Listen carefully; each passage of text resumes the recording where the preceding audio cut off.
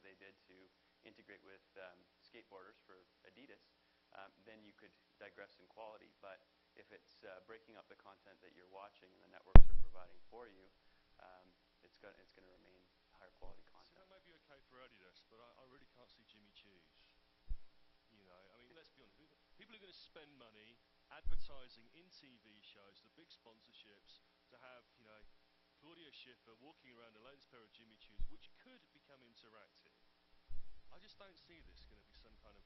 I think, Dean, you bring up the challenge that we sometimes forget. It's media and message. And we spend so much time thinking about the media that we really focus, and I like what Matt has done because I've seen some of their work, is the message. People aren't pissed off about commercials. They're pissed off about stupid, bad commercials. And we forget that. I mean, Tom Shane the jeweler is the most annoying radio commercial there is, but it stays in my mind because maybe it's annoying. People really just don't care about commercials. If it's something that interests you, and we spend so much time worrying about the media, that what is lost is the challenge that creative directors have with toilet tissue and some of the products. I mean, some of the stuff that's out is just crap. And yet they spend all this great money in Super Bowl. They spend all this great money in primetime television, whatever primetime is, and the message is still bad. I mean, how many of us can name 10 great commercials? I bet we could all name 100 bad things, and they're just annoyingly stupid. And in the world today, you really, I don't believe in smart. I believe in customers are a hell of a lot smarter than advertisers give them credit for. I'd say we can not just name the 10 good commercials. They'll probably post on our Facebook walls now. We've gone searching for YouTube for them. I mean, there's a whole channel, Reel, R-E-L, out of the UK that does nothing every day, posts phenomenal commercials on Facebook. Sign up for it, and you're like, where the hell does this stuff come from? And you realize it's either Los Angeles, London, Johannesburg, or Sydney, or Stockholm. It sure as hell isn't in the United States. That's sad, except for L.A. Really question here from Bruce. Bruce, say where you are from? Here in San Francisco. How much do you think bad ads are driven by bad clients? Well, Bruce, I think, you're only as good. We had a client one time say you're only as good as the brief that starts. If the brief itself is bad, it all rolls downhill. And he was a CMO of a major company. 4 CMOs came out of Procter & Gamble, and I thought that was a lot of truth to that. Bad brief, it all goes to hell from there. I think the other problem is that because we've been dealing with a mass medium, there are 2 challenges. One is this temptation to play to the lowest common denominator, and then the other is because of the huge amount of fragmentation, the desire to cut through the clutter. And when you combine those 2 elements where you're catering to the lowest common denominator and this desire to cut through the clutter, you end up with some really bad shit. And that's what it comes down to. I think that as the briefs improve in terms of here are the core segments we're aiming for, this is our umbrella message, where here are the core segments, then you can have a more intelligent approach to those different segments. It doesn't mean that it has to be, trying to address them on an individualized basis, but to really address what the segment is into. Some segments may be into a more entertainment approach. Others may be into a more informational-based approach. When I saw the McDonald's I'm Loving It spot, that was pretty risky to go against their core audience with something totally new, but they wanted to make that change. But what if they could have had a brief that said, here's the degrees of change we want to present, and you could actually get those in front of the right audiences, right? Even before the brief, you get RFPs, and the clients say, the RFP says, I need a display advertising agency, or I need a search agency. What happened to thinking about, I need an agency with digital solutions, right? Thinking just a little bit bigger that might include, some video and some mobile and some social and some other things. But clients are thinking very executionally and the kinds of things that they're out shopping for, and then they write briefs for those silos that they're out shopping for. I think that's also the culprit of fragmentation. I mean, because the world's fragmented, and the way we tend to want to deal with it is put it into little buckets and give someone a little bit of money and a little bit of responsibility around each of their little buckets, but we end up with this mishmash of no stuff. Strategy. Exactly. Strategy is the basis. Questions? Question over there. Hey guys, so you guys mentioned a lot, and you guys were kind of talking a lot about the fragmentation and, oh, sorry. I'm Brian. I work at OMD down in LA, and so kind of as I was mentioning before, you guys talked about a lot about kind of what you think the adoption rate is going to be, how long you think it's going to take, and you guys kind of mentioned that you're thinking it's going to be many years down the road, and obviously a lot of the issues that are kind of coming up from that we are going to face in TV outside of that we didn't face in digital is a lack of standardization and a lack of, and I guess from a corporate level, a lot of strategic conflicts of interest. For example, Comcast owns both the content through NBC as well as the pipeline through their Comcast cable network, and then you have other kind of silos of power, including the set-top box manufacturers as well as the TV manufacturers, and then Google kind of came in with trying to buy up, at least have enough size to buy up a bigger portion of that through Dish Network and Google TV, through Verizon, et cetera. Who do you see kind of coming out on top and being able to, either, do you think it's going to be the networks, the actual cable providers? Do you think it's going to be somebody coming in like Google to disrupt it by buying up everything to restructure the entire ecosystem? Who do you think is going to come out on top to help push that through? I need Cliff Notes version of that.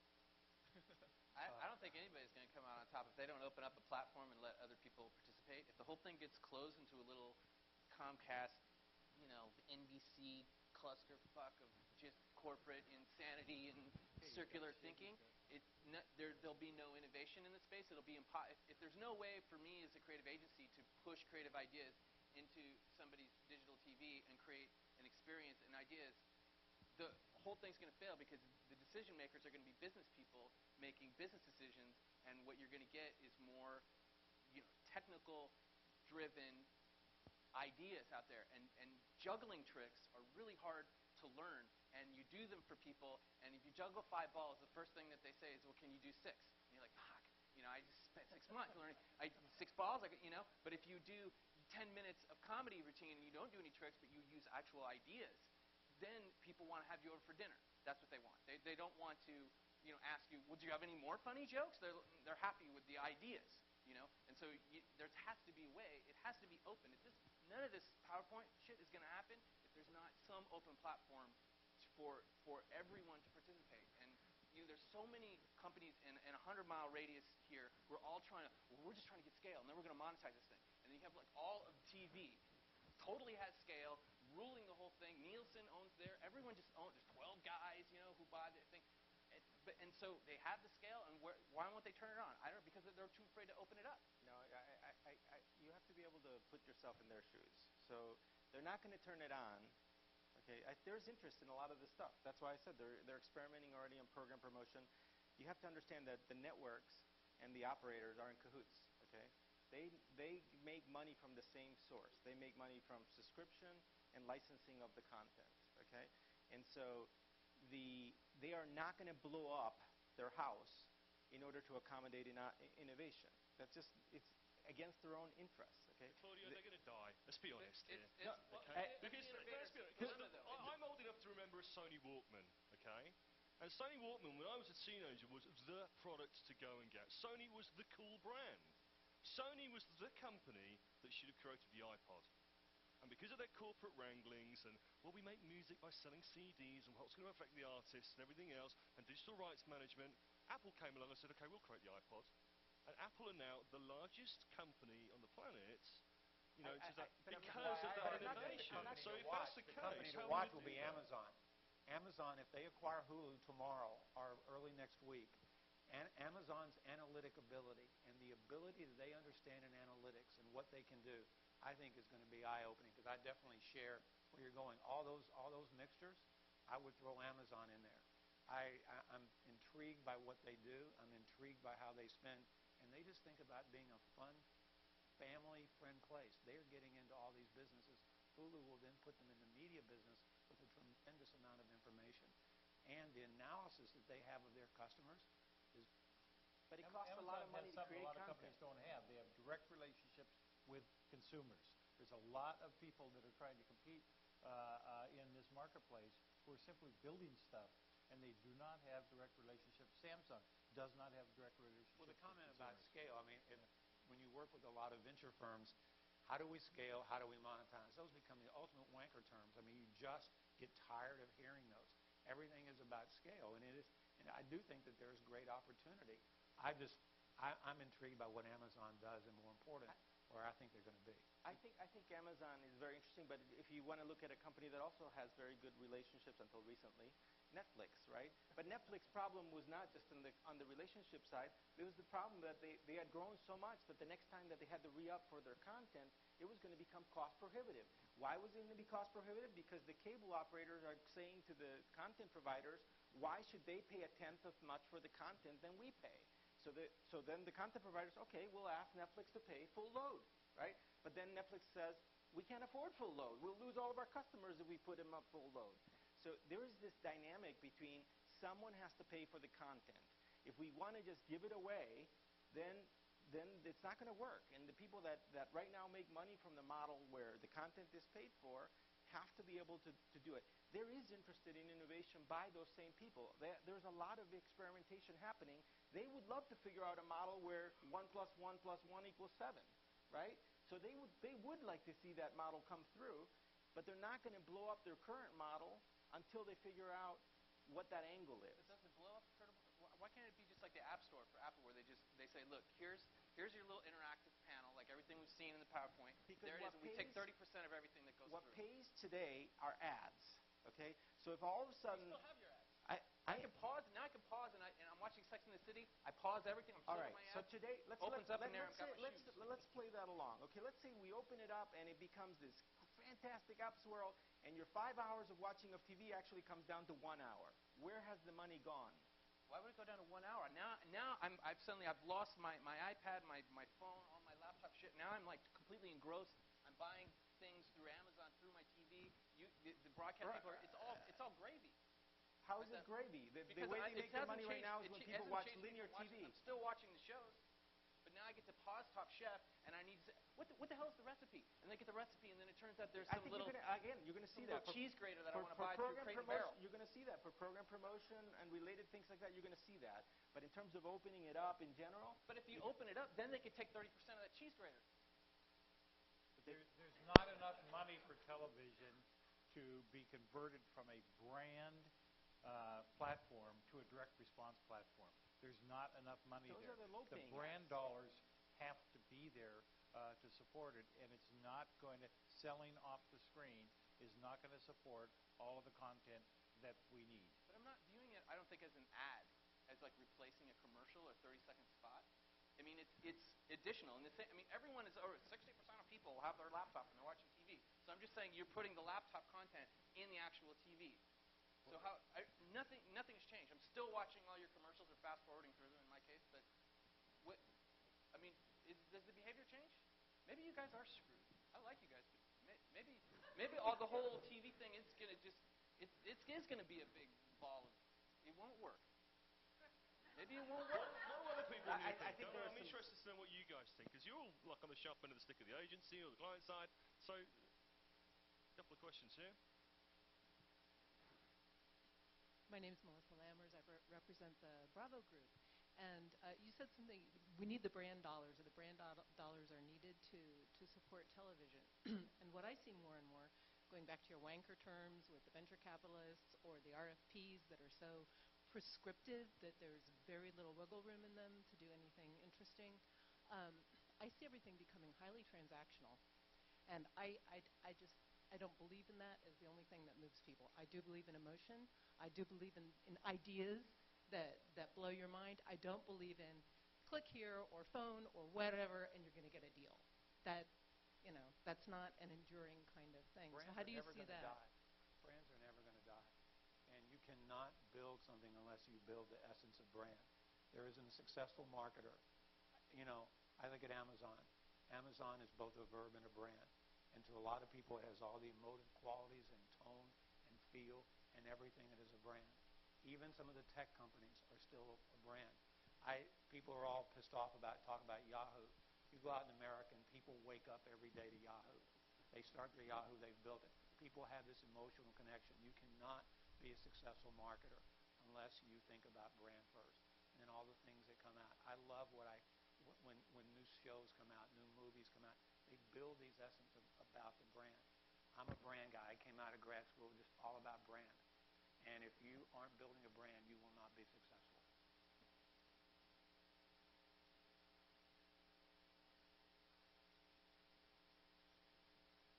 My name is Stephanie Gassio. I am a media account manager at MediaMind. And just talking about the brands and thinking about the future of the industry, do you think that there could be any segmentation in the brands?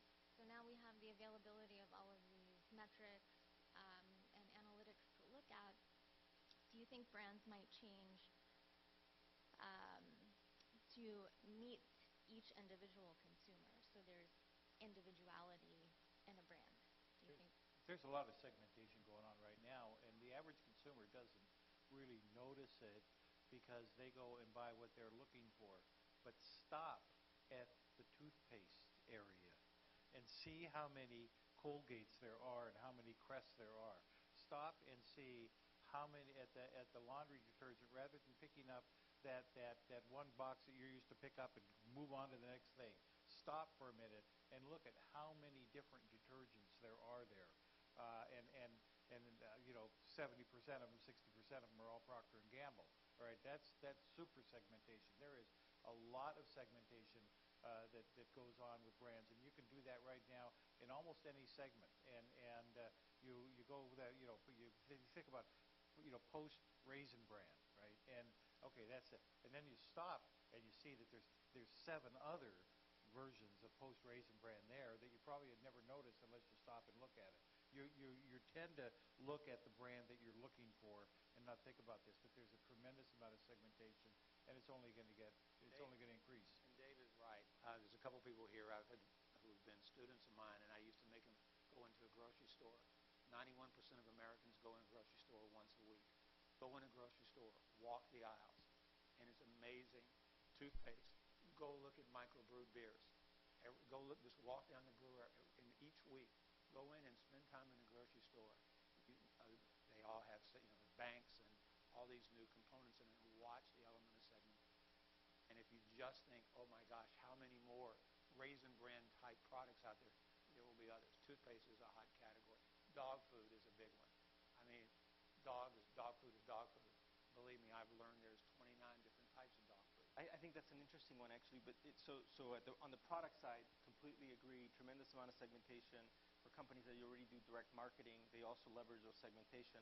What's happening is that now this is being slowly moved into TV. So we did a campaign for Purina, an household addressable campaign, and they basically had in the same campaign multiple brands, 2 brands for cats, 2 brands for dogs. One was a more upscale brand, one was a more downscale ad.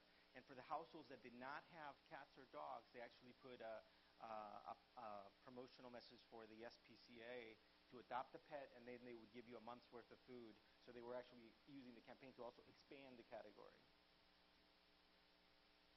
That is where we're heading, but right now there's a disconnect between what's being done in segmentation on the product side and on the direct marketing side relative to the use of the mass communication channels. We've been working on demography, and the real buying is behavior.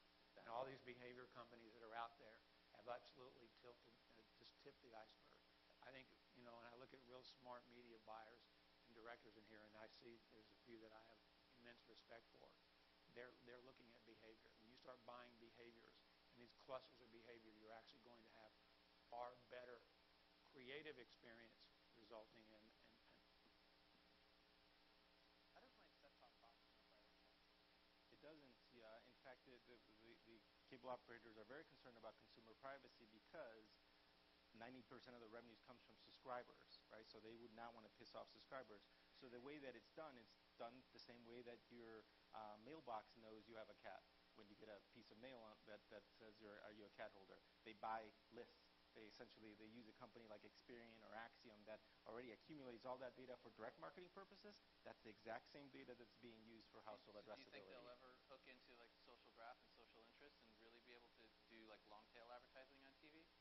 Like what if I'm just like selling like skateboard wheels like to like old Gen Xers like me? Like what? Well, there's some behaviors that you do that already indicate that, and these data companies do track those kinds of things. Spike TV is already looking at working with things like that. Yeah. There are already people who are buying these little micro clusters of going after the niche markets.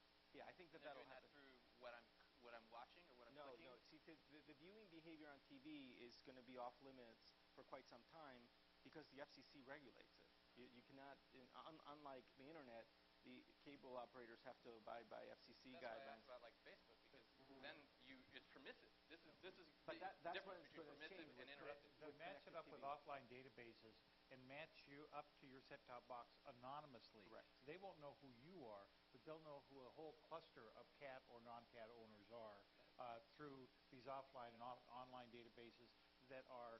It's okay, apparently. It's not okay to actually use the data to target somebody. It's okay to pivot off of the data to target somebody. Governments do that when they torture people, so it's interesting. Well, in fact, I think political is going to be one of the killer apps for addressability. Huh. We already had Bloomberg already use addressable for his last campaign. Sorry, I just say whatever comes out of my head. I'm sorry. That was probably a little rude to say that right to your face. We got a question over the back here. You guys know your shit. I respect it. We got a question over the back here. Go. Thank you. I have no Quick question. How you doing? I'm Tony Price from KSL Media in Los Angeles. Question for you. We talked a little bit about broadcast and streaming video eventually becoming just one thing, right? And it just becomes video. And that's how we approach our television and our digital media buying. But for digital media professionals who have been working in digital exclusively, is it still worth it for them to learn how television is planned and purchased? Or do you think they should stay put because in the future it'll all be planned and purchased in digital terms? So a young professional entering the market who, when they're in the meeting and they start talking about GRPs, basically tunes out because they're a digital guy.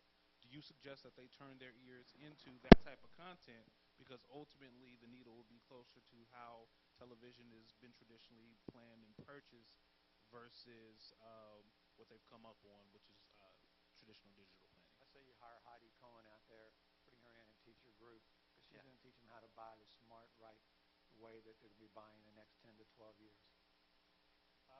Never underestimate the power of knowing more. I think the digital people should know more about traditional. The traditional people should know more about digital because there is cross-learning that they can both learn from each other. Will they all do it? No.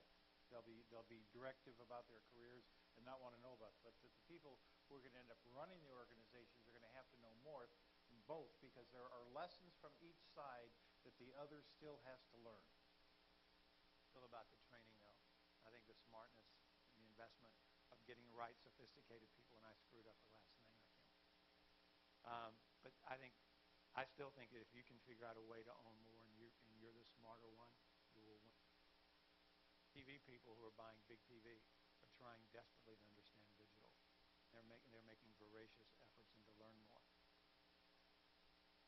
Hi, Ariel Jalalu with Starbeats in LA. Just had a quick question for you regarding one of the challenges that was brought up. How do you get interactivity from a passive medium? Things that people watch TV to sort of veg out and sort of just not. So I'm just thinking in terms of buckets. There's like the jumping off points, whether those be playing an app, buying the shoes, or whatnot. Whether that's on the device or off on another device. Then you also have, eventually when search comes to TV, it's another type of interactivity. And a third bucket, maybe like clickstream data, behavioral stuff. Maybe there could be playful messages based on what you've seen before and where you're heading to. So that's some input.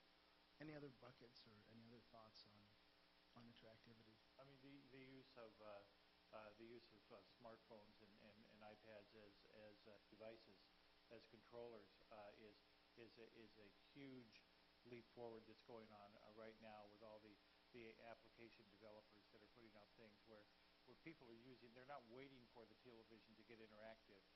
They're getting interactive by putting their remote aside and making their iPhone or their iPad do it.